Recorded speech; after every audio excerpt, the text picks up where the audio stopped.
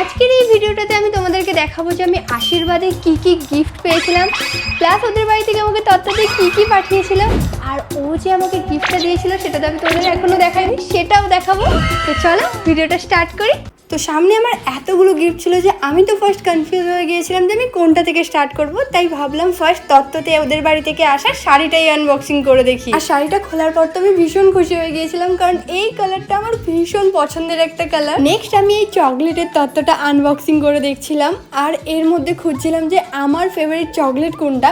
আর সবগুলো দেখার পর আমি বুঝতে পারলাম যে এই সমস্তগুলোই আমার পছন্দের চকলেট, কারণ অভিজিৎ অনেক খুঁজে খুঁজে সব চকলেটগুলো এনেছিল।